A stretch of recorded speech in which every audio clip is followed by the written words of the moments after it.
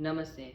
My name is Dev Pyakurel, and today I will be doing a book review on Notes from the Journey Within by Gurudev, Sri Ravi Shankar. So before we even get started with the book, I want to say one of the bigger cons I had with the book was this little thingy. It's very loose, and I never really like them in a book, so I normally just take them out when I'm reading. And for this book review, I will be taking it out just because it makes my life a lot easier. And another thing that I want to say is that the book, one of the interesting things about this book is that you can start it wherever you want. So for example, if I just go to a random page, right here, I can start reading because that's just how the book was made. It's like a circle. There's no ending and there's no beginning. You can just start wherever you want. So yeah, one of my biggest dislikes of this book was the little outside of it, and with grammar and stuff, I think this book did really well. It had really good grammar, and this book is kind of like how you should live out your life, kind of like tips or suggestions of how you should live out your life. And I listed out 5 of my most favorite tips / suggestions in here, and I'm going to be telling you about them and summarizing them to you guys right here and why it's so important for me. So let's go, guys. Let me find one of the first ones. As you can see, the book is formulated in kind of one suggestion and then another one pops up. But here's my first one. One of my first suggestions that I have is don't worry about what others are thinking about you. Give them the freedom of thinking. Let anyone think whatever they want to think about you. The secret is nobody has time to think about you. Everyone is caught up thinking about thinking about their own world. If they're really enlightened or a very wise person, then they may think about you, but not everybody will be thinking about you. There are people who think about you, your parents, your partner, and your children, but you don't worry about what their opinions are. You worry about the opinion of someone who doesn't give you any thought. You worry about your neighbor's opinions, and they're caught up in their own things. So let people have their opinions. So this tip is kind of just go out, be yourself, and don't worry about what other people think of you, which is a really good thing, because let's just say, for example, I'm going out and I don't I don't look really good that day, I have a bad hair day. I shouldn't care about that. I shouldn't care about other people random opinions, because that doesn't really matter, because they're not thinking about me 24/7. Let me go over to the next one.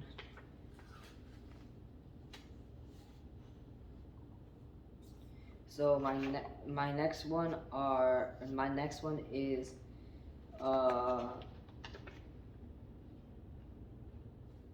worry and thought. Let me read this one out to you and justify it. When a thought arises in your mind, it is easy to get rid of it. The thought keeps coming back over and over again, and if you decide to do something else, you'll feel uneasy until you finish with that thought. It becomes irritating, like a grain of sand in the eye. Similarly, if you're unhappy about something, the sadness doesn't easily leave you, whatever you do to get rid of it. Streams of thoughts are sometimes passing through the mind. They come and they go, but you may catch hold of one of these thoughts and not allow it to go easily.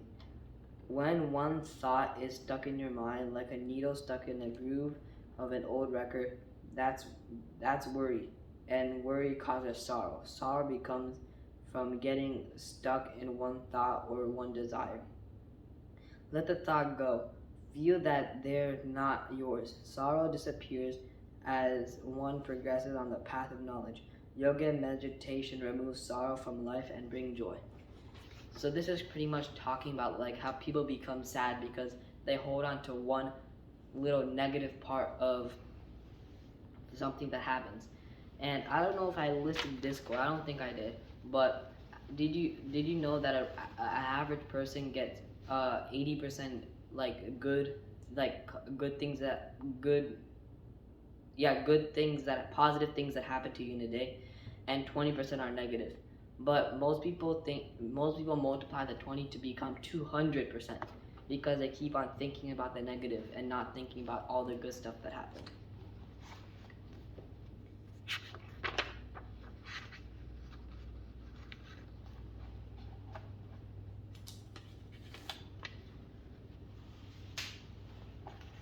Number 26. Take in an atom. The mind on more. Misery starts with wanting more and more. Misery makes you dense and keeps you on the surface level of life. The higher self is subtle. To move from dense matter to the subtle, you go through the finest level of creation, the atom. To overcome aversion, hatred, jealousy, cravings, or enlightenment, you have to go to the atom, which means accepting a teeny tiny bit of all this creation. It may be difficult to accept something you don't like, but you can definitely accept a tiny bit of it. An atom. This acceptance has to be done in a meditative state. The moment you accepted that one atom, you'll see change happen. The process can also help you feel more satisfied with those things you like in life. For example, suppose you love someone, you want more and more of them, yet there is no fulfillment. When you take in an atom, you're saying that just a glance, a word, or a moment will be good enough. When you're satisfied with that, it's enough to bring a shift, and there is fulfillment. Take just one atom of that person, and that enough to bring fulfillment to you. Through a river is vast, a little sip quenches your thirst. Through earth has so much food, and just a little bit satisfies your hunger. All you need are tiny bites. Accept a tiny bit of everything in life, and you'll bring fulfillment. Tonight, go to bed feeling that you are satisfied, taking a tiny bit of divinity with you. Satisfaction comes from the subtle and not the more and more. So now this quote talks about something more than just what the quote says. What I think that this quote is trying to say is, let's say someone is arguing with you. You should just end that argument because, like, you're gonna argue so much and so much. So I would just say, just end the argument, let them win, and then just move on with your life, and just take that out of it, kinda. That's what I see this quote as.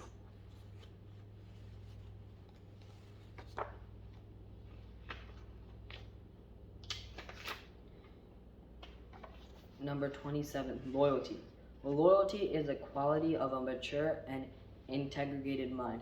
Loyalty indicates undivided consciousness and shows a richness of the mind. A divided mind lacks wholeness, which is essential to health and can gradually lead to mental and physical disorders. When the mind isn't integrated, it's feverish, disloyal, and optimistic. Disloyalty comes out of optimism, being short-sighted and about one's destiny. Loyalty brings strength and will give you the support of nature in the long run. Fear and ambitions are impediments to loyalty. Loyalty is needed both on the material and spiritual planes. It's essential to create, maintain, or transform any institution, group, or society. Loyalty means believing in the continuity of commitment. It takes you beyond the duality of craving and aversion. Responsibility, dedication, and commitment are its limbs. So the reason I put loyalty on here is one of the traits, like one of my favorite traits in someone is loyalty. Because if they're loyal to you, they'll be your friend and stuff. And I like, if they're not loyal, they might like tell your secret or something. And like one of my like main traits that I really like in someone is loyalty. And this really just describes what loyalty really is, and that's why I had this one on one of my favorite ones.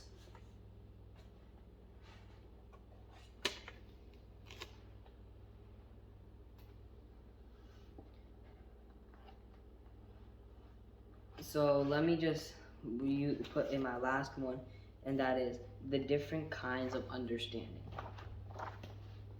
There are three kinds of understanding: intellectual understanding, experiential understanding, and existential realization.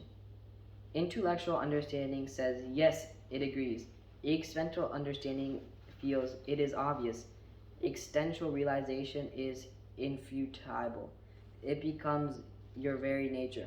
All you hear will simply remain a jumble of words if there is no experimental understanding, which is more on the feeling level. You can intellectually that your deepest nature is peace and joy, but sitting and feeling that you're peaceful and joyful is totally different.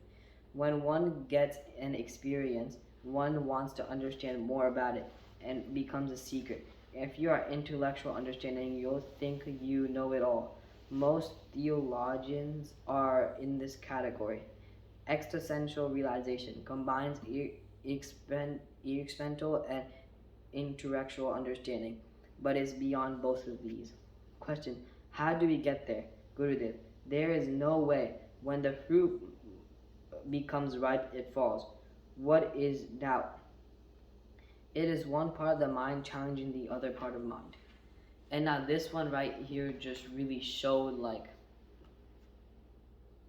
three different types of minds, and like there's like three different type of people that you're gonna meet in life, and it puts you like an understanding of which people you like which mind you like more, which mind is you, and it also helps you become the better mind, which is the experimental something mind.